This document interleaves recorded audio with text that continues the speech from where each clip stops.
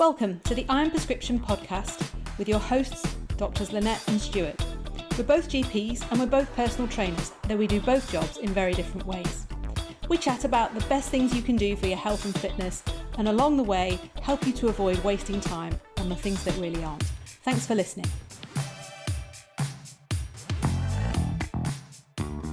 Since we last spoke then, I've done a bit of, work, domestic stuff, made a few dinners. What have you been up to since we last spoke? So I went to work in Africa. Okay.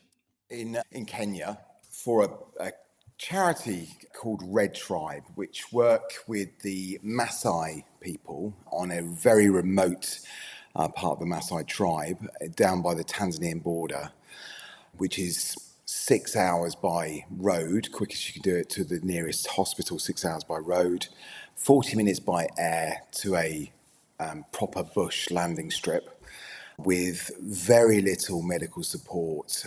Two people, one who they call a clinical officer, who is a partially trained doctor that done 3 years at medical school as opposed to the full 6, and a nurse they're both very generic in their abilities. So these guys take out teeth, they fill teeth, they deal with sepsis, they deal with amputations, they close wounds, they do episiotomies on delivery, they do everything, and they're looking after 15,000 people. And they wanted some westernized medical support and some teaching and learning, and to also understand from a biggest perspective, they wanted to understand what the need was in the community. But how did you end up doing this? Because I've been to work from home and I don't get these invitations in my emails. So just fill in that gap for me, because I can't quite. I know you've got different roles, but So we're both GPs, but I'm sort of ultra specialist in that I'm a specialist in remote and hostile environments. So a lot of my work is supporting people in extreme conditions or environments, from working on the air ambulance as a consultant in pre-hospital emergency medicine in the UK. So that's somebody having their worst day of their life and not not necessarily near a hospital or unable to get to hospital alive without significant advanced care, right through to people working in this sort of environment where I'm working with people, supporting people in extreme global conditions. And that might be people on expeditions. It might be people who are working from a Western living perspective, but working there, mining, oil, gas, shipping, or it may be conflict zones. In this case, this was the university that I hold a chair at, were asked by the charity, along with global health partners, to look at what the health needs were of the Maasai in this remote area of Africa. And it's one of the last places of Africa that is still unexplored because of the terrain is so hostile, basically. So, all the outreach clinics that I did and the home visits I did on a motocross bike, because that's the vehicle that can get you there to these patients. Whereas these patients are walking, but I didn't have the time to walk those distances, to go and see them. So, but yeah, it was amazing, absolutely amazing. And it was so, it was just a different world altogether. The stuff I've done before, previously with the military, you're very well supported. You've always got backup, you've got huge amounts of resources, and you've always got a rotary asset that you can call upon pretty much all the time, that you can say, right, I need to get out of here. Rotary asset being... helicopter, Yeah, okay. Sorry.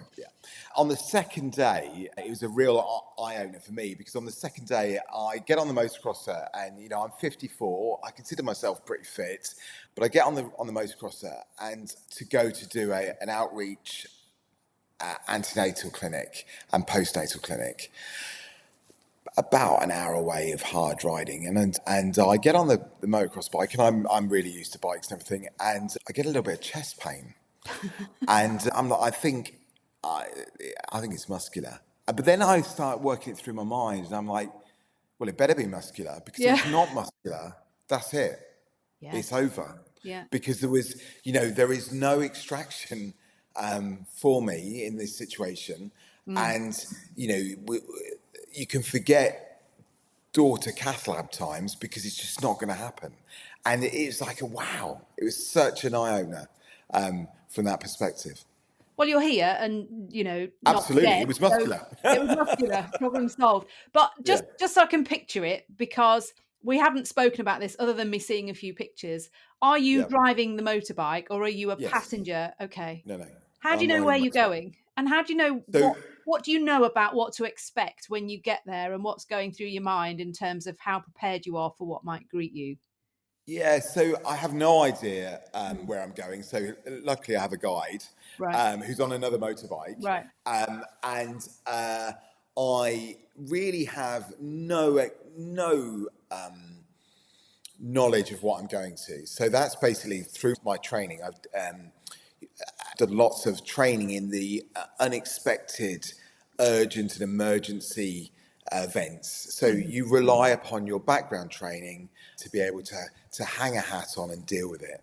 So I've just, my latest qualification, I've just credentialed. There's a new credentialing in the GMC for remote, it's a real mouthful, remote, rural, urgent, unscheduled, and unplanned care. So I'm the first doctor in England to get that credentialing, and that takes your general practice and then expands it to what I believe general practice used to be, which were true Mm. generalists. I Mm. mean, we've been, from a general practice perspective, we've been pushed into this ever decreasing funnel of chronic disease Yeah. management and hospital avoidance, but haven't been given the ability to really use our skills fully in the true generalism like we used to 30, 40 years ago. And then on top of that, obviously, I've done all my exams and everything for consultant in pre-hospital emergency medicine. So that's the very high end of the critical Mm. injury and illness perspective, sort of anaesthetic trauma management and surgical intervention if needed. I guess I'm thinking the closest you might get to that on home soil might be some of the more rural parts of Scotland, where a GP will still have to have all different equipment in their bag, because they may be greeted with something unexpected, especially when you're dealing with farming communities, because Yeah. accidents still happen, and probably still parts of, I think Devon and Cornwall still have some quite remote areas. But I mean, we're talking a different civilization, Oh, different absolutely, language, absolutely. lack of I mean, to be tarmac on the fair, roads. yeah, to be fair, I'm doing a webinar series for the Royal College of GPs at the moment on being able to deal with acute patients in general practice because of the state of the NHS. Mm. Now in standard urban general practice and you dial 999, you're not Mm. guaranteed you're No. going to have an ambulance in the time frame that we would expect. Yeah. And if you've got somebody who's critically ill and peri-arrest, and that does happen in general practice, Mm. you may be with that patient in a city environment 30, 40 minutes, whereas before that would never happen, Mm. just because the resources are now so burdened by the lack of capacity in the Yeah. NHS that all the ambulances are at hospital. Yeah. But anyway, yeah, you're right. But Mm. actually, this is a completely different level. It's Yeah. yeah, off the scale. Okay. Were you apprehensive, or did you think I can deal with whatever greets me? Yeah, I mean, it sounds a bit arrogant, but I absolutely loved it. Yeah. And I wasn't apprehensive. I was still taken aback by what I was seeing and the expectation of this clinical officer and this nurse, and what society in that part of the world expects them to be able to do. And to be honest, they Mm. absolutely did. I mean, so going forward on my own time, every Friday I'm going to do a virtual ward round with the clinical officer and the nurse to catch up on things that they've seen during the last week, if they've got any issues, or if they want to talk through a case, they weren't sure, etc., or they've got anything ongoing. And then I said, contact me if you have anything real emergency that you feel that you're struggling with. So let me just read you the WhatsApp that I received yesterday. So, and on that, because actually when I showed the photos to the family here, they said, oh, they've got a mobile signal out there, because Oh, there are yeah. people in literally huts with sticks for the roof. And I'm Yes. thinking, hang on, where does the phone and Wi-Fi and I 5G signal know. fit in with all of this? Yeah, absolutely. So I took a sat phone with me because when I go on these sort of things, Yeah. I always ensure that I have it's a satellite phone hotspot. So it becomes I'm always in contact. Mainly, I have it to be in contact with the family. But I've got my sat phone prep gear stuff and everything, and I get there and it is a 5G reception. That's mad. I can't get that in my And village some days. I know, and the speeds were far better Wow. than where I live, Mm. and everyone has a mobile phone. Yeah. Not in the same way as but all adults have a mobile phone just about. Mm. Now that might be a Nokia 88, whatever, Yeah. brick in your pocket, whatever. But They've got to last. there's a lot of smartphones. There are a lot of smartphones, Yeah. and these people don't have, and they don't have two halfpennies to rub together. Mm. But interestingly, cash has gone, and Oh, everything is done on mobile banking. okay. Wow. So you literally, it's a slightly different way that we do it here. There's no scan it Mm. or anything like that, or Apple Pay per se. If we were there and you said, oh, this is $5, I'd say, well, give me your telephone number. And I go onto an app and I put your telephone number in and it pays you through the app, Wow. a Okay. virtual payment system. Anyway, so I get this yesterday. Hello, doctor. Hope you're doing well. I have a patient, 20 years old, 3 days post delivery, presenting with history of general body weakness, dizziness, and headache for 3 days. On examination, she is sick looking with pallor, so pale, plus Yeah. plus, temperature of 37.8, a blood pressure of 65 over Oh 40, a pulse of 160, SATs of 92, a hemoglobin on HemoQ of 7.2, God. and a blood sugar of 8. Okay. Your Um. advice, please. Um. Oh God. Wow. Okay. Yeah. I'm thinking, I wish you hadn't told me that. That's what I'm thinking. Yeah. It Um. was, so Wow. just to set the picture, it is 5 o'clock in the evening, their Mm. time. And so there's no flights, and the closest hospital is 6 hours by land in the Wow. day with good light. Wow. No ambulances. Okay, so me receiving that, I'm just standing there useless because I don't have a plan. What did you say? I said, I'm a bit busy at the moment. I'll get back to you. That's what I'd have said.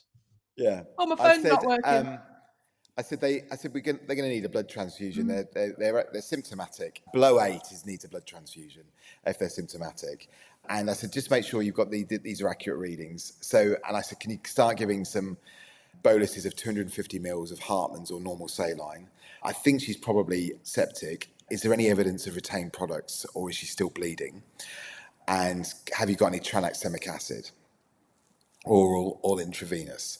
They didn't have any tranexamic acid. I said, have you got any broad spectrum antibiotics? He came back to me and he said, I've reviewed the results. The blood pressure was slightly better at 97 over 58, but the pulse had gone up to 170. I said, right, okay. So I said, I'm particularly concerned because she needs fluid Mm. resuscitation, but as we give her fluids, we're going to dilute that hemoglobin even Mm. further. Mm. But we do need to get on top of her pressures.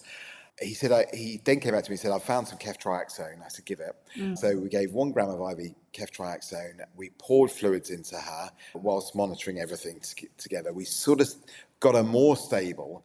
And we did, so we got to a point where we got the blood pressure up to 106 over 64, but pulse was now 180. So we continued with fluid resuscitation.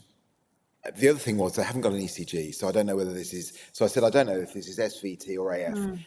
atrial fibrillation. So how does it feel at the radial? Of course, she doesn't have a radial. So at the carotid, he couldn't tell because it's so fast. Is it regular or Mm. irregular? And that's fair enough. She didn't have any retained products. She wasn't bleeding. but she was tender in her pelvis, but she had just obviously delivered as well. Baby is completely fine, so there's nothing else going on from that perspective. So we continued on fluid resuscitation, and we did a medical evacuation, and she's alive this morning. I guess, having been there so recently, I suppose you could picture what they've got access to, because I wasn't necessarily envisaging that they've got access to IV kits to be able to put some fluids in. Yeah. So maybe. But it's random. It's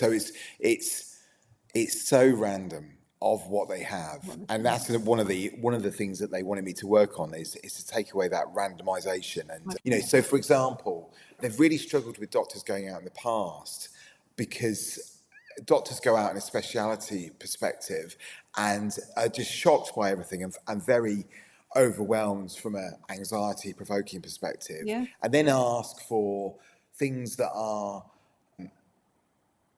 not necessarily. So, for example, they had a nebulizer, Right. but they'd got no salbutamol to go in it. Right. Yeah. They'd got oral salbutamol tablets, Yeah. and they got aminophylline, Oh. but they Wow. hadn't got any inhalers or any liquid salbutamol to go into Right. the nebulizer. So there's lots of random stuff. So Yeah. you just have to say, have you got, and then work from that perspective, and then work backwards, because there is no sort of like structure in a way that we would expect. Yeah. I mean, these guys are absolutely excellent, and they know what they've got, but they don't necessarily know what they haven't got, because you don't know what you don't know. Yeah. Yeah. Yeah. It makes sense. Yeah. Yeah. Wow. Okay. And where does what they've got, and for context, this is so remote, this setting. So how is what they've got even getting there? Are they relying on charities? Is there Yeah, any yeah. internal structure to provide equipment or a system for healthcare? It's all charity dependent. Yeah. Wow. All charity dependent. Yeah. Wow. But there is government provision, but I mean, I'm describing a setup that you must be sitting there and thinking from a governance perspective, if you put a CQC hat on, you're like, oh my word. I hadn't even got that far, to be honest, thinking about Yeah. that. But if you did, you'd be like, well, this just doesn't meet any type of Western standard or UK standard. And yet this charity was partnered with by the government, because the government had more faith in the charity than it did its own provision Right. Okay. in this remote setting, because Yeah. they are providing for that community excellent healthcare, given the resources that they've got. Okay, so that's a very clear picture of what's going on acutely, Yeah. and life or death stuff, because Yeah. Yeah. that is the reality of it. And I guess, looking at it from where we are, in our very rich side of the world, we forget about those things because we can afford to, and our system is crippled by chronic disease and diseases of excess. It's probably fair to say excess sitting, excess eating, excess drinking, and all of that, and the family of disorders that brings. Do you see any evidence of anything like that at all? I saw one obese person, Right. and they were an outsider. Right. Were they in your team? So I saw one. Yeah, what can I say? Right. I saw one diabetic. They were type 1 Right. diabetes. I saw one. I can't even begin to tell you this. You'd be like, what? Saw one guy with heart failure. Oh. And did I send you the picture of me standing on the top of Yes. like right on the top of a rock. Yeah. That looks out over nothing. Yeah. That's right at the top of a mountain.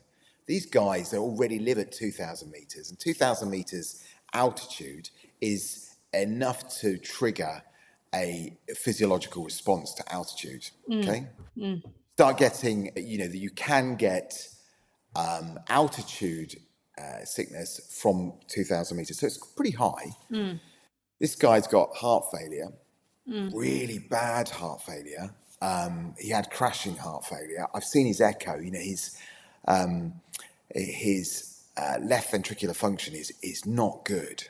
Okay, so I'm at the top of that mountain, and he lives in the village, and I'm at the top of that mountain, and his name's Daniel. And I turn around and I'm like, "There's Daniel." I'm like, "All right, Daniel. What?"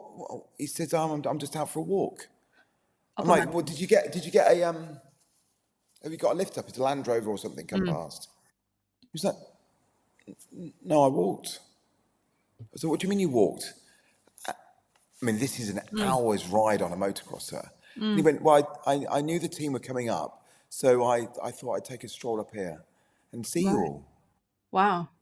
I mean, we're talking about a mind perspective that is, you know, I've had patients with heart failure, this level of echo, that would struggle to walk up a hill. And then I realise that Daniel's been walking for so long in his life that he's so fit underneath his heart failure that his legs are working as a secondary pump. Wow. Okay. Yeah. So when he walks, Yeah. he actually feels better than the other way round because he's using that muscular pump to move his blood around his system on top of his heart. Right. How old is Daniel roughly? Although it can be quite hard to tell in different populations. Indeed, he's 75. Okay. Wow. Okay. In terms of age and older population out there, how well do people do? I mean, obviously people die young from trauma and poor access to Yeah, I haven't healthcare. really got to the bottom of this because I met a lot of elders, but I didn't meet a lot of chronically disabled older people. And I haven't got a handle really on what people are dying of because it's only recently that they've started issuing or having to have death certificates. So definitely within the last decade, when somebody died, you covered them in fat and you left them out for the hyenas. Right. Okay. And there's no register of what actually killed this person or anything like that. So, but that's changed now. They've got huge amounts of data now that I'm going to trawl through to really understand what's going on here. And also, what I'm really interested in is the advent of a fizzy drink has arrived in the last few years. Alcohol has arrived in the community. Almost zero smoking, but I'll come back to that. But cigarettes are arriving. Right.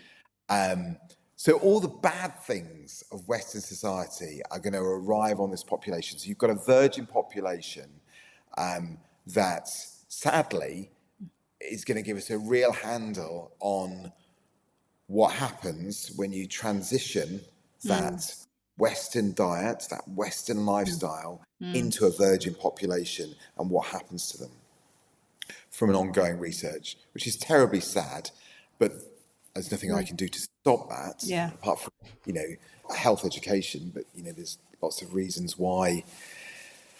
You can imagine why a can of Coke would be so appealing to somebody who's never drunk it before. Oh, wow. Yeah.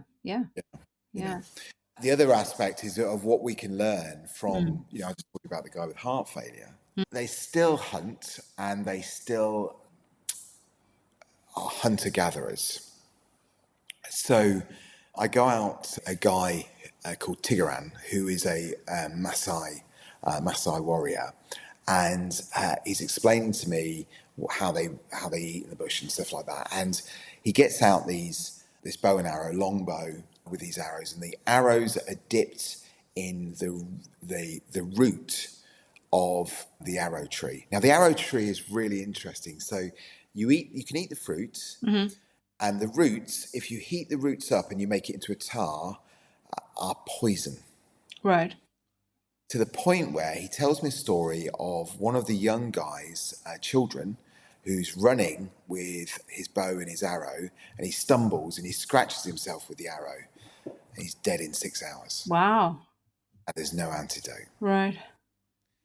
And he says it kills you by clotting your blood, which is unusual from a toxin, because normally toxins make you bleed out, or they're a nerve toxin that stops you breathing. But he says that's what happens. And then he explains to me what happens is, okay, so we see an impala, we're going to shoot the impala, but the arrow won't take it down because they're small arrows. And the impala are quite big, they're like deer. The impala will run off. Okay, and impalas are antelopes that have huge range in their ability to run, and they're huge range in their ability to jump. Incredibly fast creatures. These outrun lions. Right. Lions have to ambush them. He said, but then we will run down the impala. What do you mean we'll run down the impala? He said, well, we will run until the impala drops with the poison. I was like, and how long is that going to take? He said, well, depends on what the hit is, how much the poison goes in, but maybe 30 kilometers. Wow. 30 kilometers. So I'm like, okay, so that's like just under 20 miles. Yes, my commute to work. Yeah. We're going to run for 20 miles. I'm like, well, I'm not. And then I watch a ceremony which the Maasai are very famous for, and I realise, because they don't train in the morning. They go out for a run. They just go and chase an impala when they need one, and that's not on a regular event, because meat, actually they farm goats and cows. They don't need to necessarily. So this impala is a bit of a treat or whatever. So they're not out running daily. They walk daily, huge amounts, but they don't run daily. But then they just go, I'm going to go after this impala, and they run 30k. Now, that's a generic global fitness that we don't have in the Western world. Then I see this ceremony the Maasai do, which involves jumping. Right. Okay, they jump, vertically jump, up and On the down, spot. up, on the spot, up and down, and they do this on a regular basis. Okay. And then I look at their Achilles, and their Achilles are thick, real thick. And then I realise, and then I watch them run, and they're like running like they're on. Have you ever seen anybody run on those stilts that are like blades? Oh, yes. Yeah. Boing, yeah. Yeah. Boing, boing. Yeah. That's exactly what it is. That's what it's like watching Maasai run. Wow. Because they've got this elastic recoil created by jumping alone. And they're probably barefoot as well. Yeah, they are. They are barefoot. Yeah. Plus, they live at altitude. So, like I said, at altitude, you get this effect happens where, because as you climb, the oxygen concentration drops, and it's quite significantly. As you go up through the altitude, to the point where if you climb Everest, I know that's extreme, but if you climb Everest, your oxygen saturations are in the 40s. Jesus. Yeah. Right. People climb Everest all the time. If you and I sat here with SATs in our 80s, we'd be in horrendous respiratory distress. But why aren't these people? Well, what happens is, as you climb, your kidneys release a hormone called erythropoietin, which tells your body, I want you to make more hemoglobin. And I want you to make hemoglobin so that you can carry more oxygen. So these people, so when I said that person had an hemoglobin of 7.2, 7.2 is even more horrendous than you or I have, because it turns out their hemoglobin levels are actually already quite high. Yeah. So when it comes to performance on their VO2 max and their overall performance, they are already superior to a European Caucasian who lives at sea level before they even start jumping. What's interesting about what you're describing is the need for hunting and gathering has moved to one side, but the culture of it has remained so strong that it's still present. If you ever do any reading or watch anything related to the blue zones, which I always find fascinating, for anybody who doesn't know what the blue zones are, they're these 5 regions across the globe where they've got more people that live to 100 years old than anywhere else. And they've been studied to see what patterns are common across these populations. And culture, how they live culturally, is still very, very strong in terms of things that they feel the need to continue as part of their identity. And thankfully, they seem to be linked to healthy behaviors, which other places of the developed world seem to be losing sight of. Yeah. And it's interesting. I think so much about culture is linked to health, but we don't focus Absolutely. on that enough, really.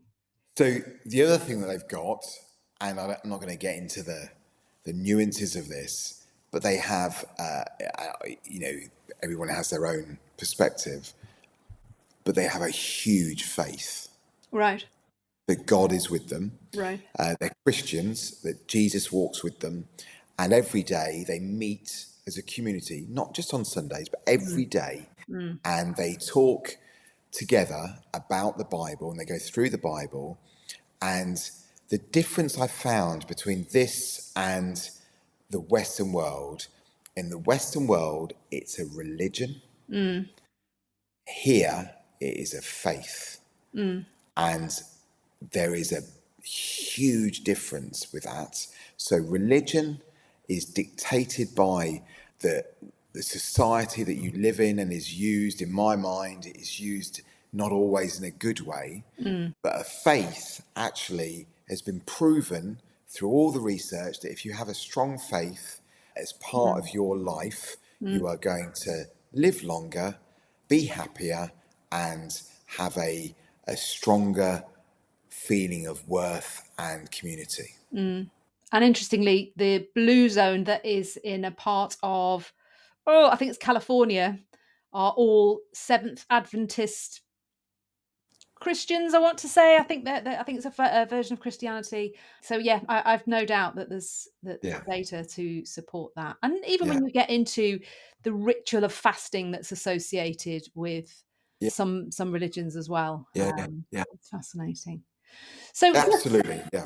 just going back to the types of diseases and the types of problems. I mean, I know obviously you're there for a relatively short time, and acute stuff, I'm sure, filled the majority of what you're able to see. But did any other things become apparent about the health of the population that you were seeing that we could take? I don't know if lessons is the right word, but I just find it so interesting to contrast what we're So, taking for granted versus. yeah, there's a lot of, this is interesting. There's a lot of lower GI presentations in children. Okay, It's very few in adults. right. They live in these huts that are made by wood, and then when it rains, the women who build the huts, the women are responsible for construction. They go outside and they get cow dung, and they build the walls that are interwoven with the wood, and so the house is basically it's not a mud hut, it's a cow pat hut. Right. Okay. And they've used that to make the house, and then the kids are inside, the babies are inside, literally crawling around, picking bits off the wall and putting it into their mouths. Right. Okay. And they have upset tummies. There's not a huge amount of GI death or anything like that, but that's one of the, my baby has this. So they do recognise it as a symptom and a problem, Yes, even though it's quite prevalent. yes. Okay. So they recognise it as a symptom and problem to a certain degree. So they only present when they're like, well, I'm a bit worried about them because, they're extreme. But it's very, very common. Right. But you only see but you don't see it in adults. Right. And why is that? Because they've primed their immune Yeah. system in childhood. Yeah. Yeah. I'm thinking of the stuff that Tim Spector, before Zoe became such a big branch of what Tim Spector was doing, Yeah. he spoke quite a lot about what he'd learned from populations that eat a more natural, I don't want to say natural, but eat off the land. Varied and off the land diet. Yeah, and the positive impact that has on their gut as they move through life, because it's able Yeah, to adapt and diversify in response to what's going yeah, in. And I guess that might be that process in motion, yeah. because these kids in this tribe aren't eating Pringles, No, and Kit Kats. Yeah, no. interesting.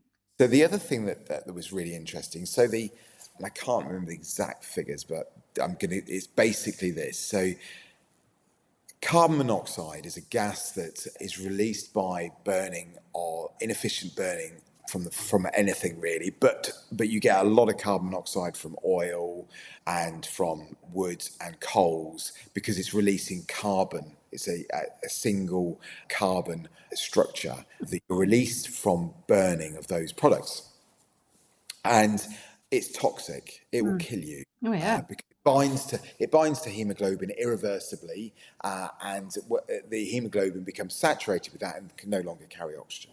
And that's the bringing the barbecue inside the tent and whole families not surviving because they've Dead. got the barbecue. Yeah. Correct. Mm. Absolutely perfect example Mm. for what I'm about to say. So the UK has a health and safety limit on carbon monoxide particles per million, etc. And it's something like, and I'd have to check these exact numbers, but what is true is the gradient I'm about to tell you. So the UK government sets it at 30 parts per million. Mm. Okay. The World Health Organization lists it as one of their top 5 causes of illness and disease, Mm. and they have a limit of 400. These people, these Maasai people, in their living accommodation, because they burn wood inside to keep Mm. warm and to Mm. heat water and to cook their food, they have no chimneys. Mm. They don't have a chimney system, so it just leaks out the walls Mm. and helps to dry the cow dung that's How on the about, walls. yeah. Are at 2,500, Wow. but they're not dead. And they're not dead. It's just that gradual adaptation. So what's Wow. going on physiologically? Yeah. So I mean, that's one of my. So I've brought that back because I'm Mm. like, that is Mm. golden. From what can we learn from that? Mm. Because what is happening physiologically in these infants, children, and adults that are living in this all the time Mm. to adapt to not dying. Mm. The other thing that's really interesting is they've just in the last decade on farming, commercialized farming is creeping in, Mm. and they're starting to use pesticides. Okay, and they're starting to see pesticides that we use around the world, but they're starting to see that they've never seen before, odd cancers. Okay. So I saw a 10-year-old with squamous carcinoma of the oropharynx. I had one of those on Friday. It's not pretty. Wow. No. How old was your patient? 72. Mm. 10 years old. Wow. So why would a 10-year-old? Mm. And these are the type of things they're seeing, these types of cancers evolving. Mm. And sadly, when you've got a problem like that, it's children that hit first. So if you look at Mm. where there's been like reactor meltdowns like Chernobyl, Mm. etc., it's people whose cells are dividing quickly, Mm. present with the first wave of, the very first thing is people being born, Mm. women who've gone through pregnancy in that environment, and people being Mm. born with abnormalities. Mm.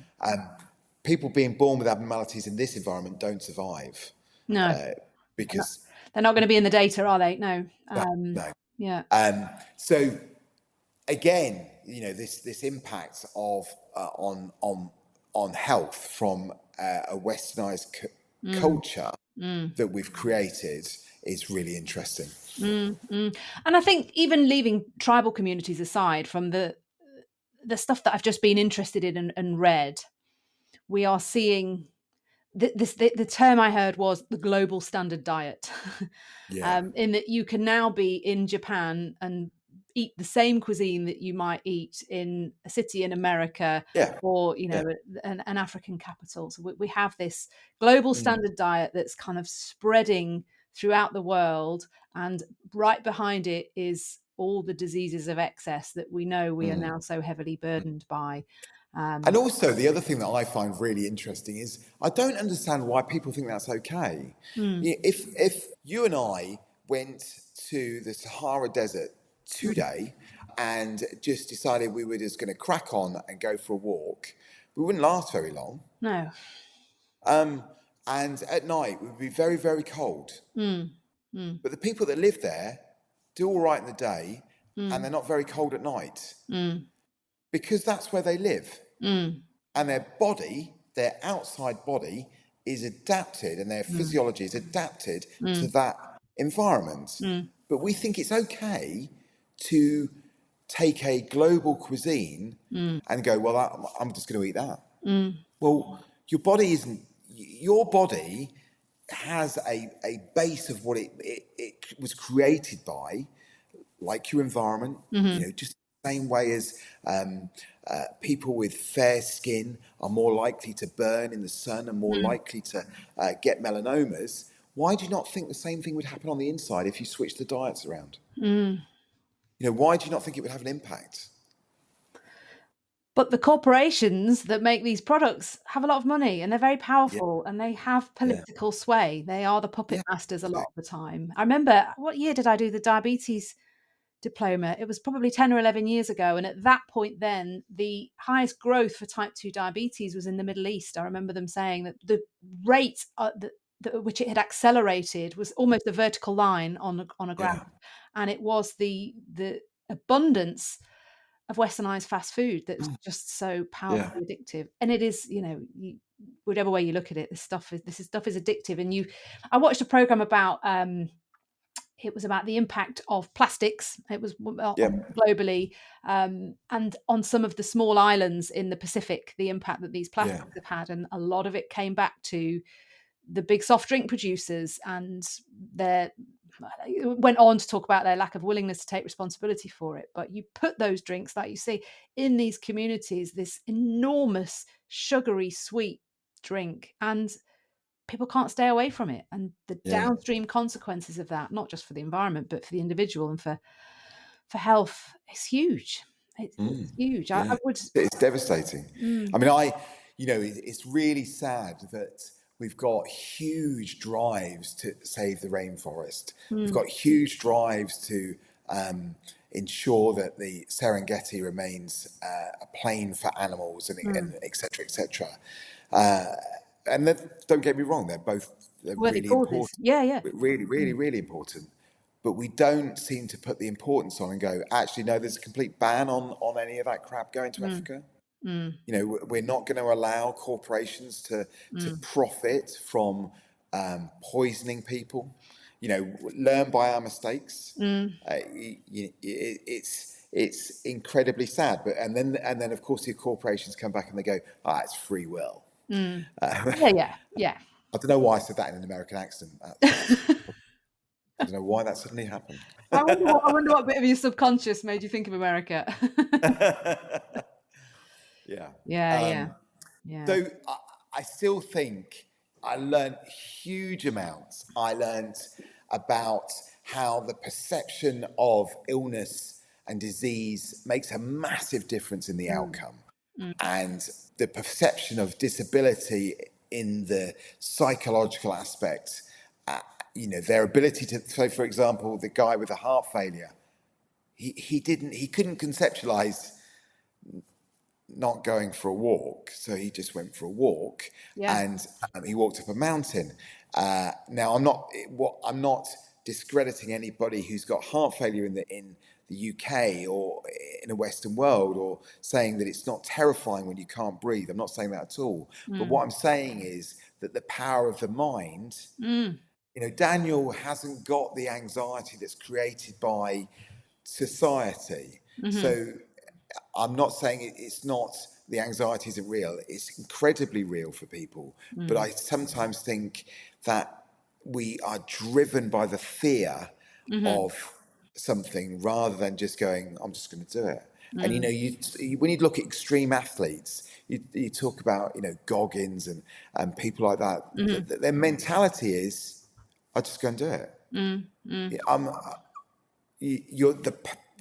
The limit is the mind, not the body.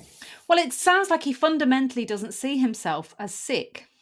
Correct. He doesn't accept the medical model. Yeah. Whereas what we appear to be doing, and I'll resist the statin rant, but it's bubbling beneath the Yeah. surface, is we are desperate to make patients out of people. Yeah. Again, because wider forces perhaps have got a bigger sway in this, but we take people who could still be considered quite well, and we test them and we look for things, and we're desperate to make them into patients, and then that has a downstream effect on people's mindset, and the fear kicks in, and and the machine kicks into action. And I, in my experience, it seems to be around midlife, where the path divides. And certainly, I think that, I'm trying to reach people with my messaging, perhaps, that you can resist this. But interesting. I think it also brings home how much we take for granted. And I know that's difficult not to, because the pace of life and you tick over. But I'm thinking about when I've worked for, 111 and out of hours, and the type of things that people ring with, because they don't know how to make sense of their symptoms, and the contrast between your message from somebody who, 111 would have sent an ambulance for the pulse alone in that situation without asking any more questions. No. And that feeds into part of why we struggle with ambulance response times, because of the lack of a good filter for what really needs it. But I think the other thing is, the sun sets and the stars come out. I mean, there's no lights. So, I have to say I slept incredibly.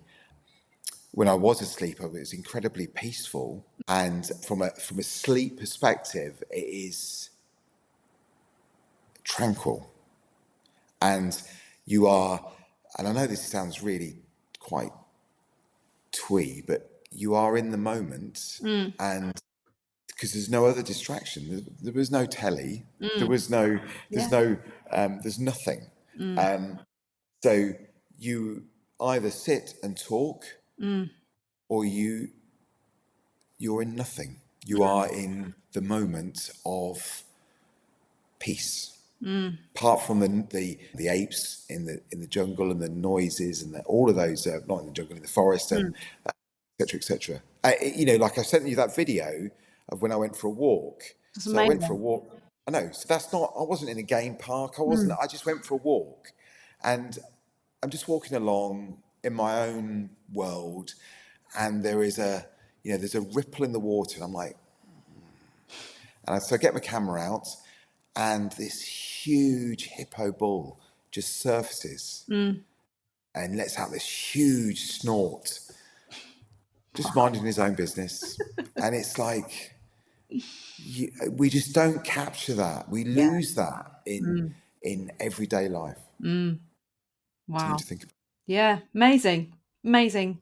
Brill. Well, what I might do for anybody that is watching this, I'll just overlay some of the photographs that you sent me for context, because if anybody's watching it on YouTube, it puts, a picture tells 1,000 words. Absolutely. And then go and look up the RedTribe project. So the RedTribe project, I'll put in a link as well for Henny and Becca, who are the people that run it out there, and their journey of moving out there with 3 young children and not even having anywhere to live really when they moved. Yeah, has Ben Fogle not found them and got them on his? Well, I mean, did they? So the link that I'll send you is a Channel 4 documentary that was done about them. It was done 10 years ago, but oh my goodness, you look at that and you think about risk and how we are with our children. I'm a very, my children have led what I consider to be a very adventurous life. Oh, My children have been really, really wrapped in bubble wrap compared to these kids. It's Really? off the scale. Yeah. Okay. Oh, I'm going to give that a watch, definitely, for a bit more context. Yeah. Cool. Great. Looking forward to the Great. next chat. Cool. Yes. Look forward to it.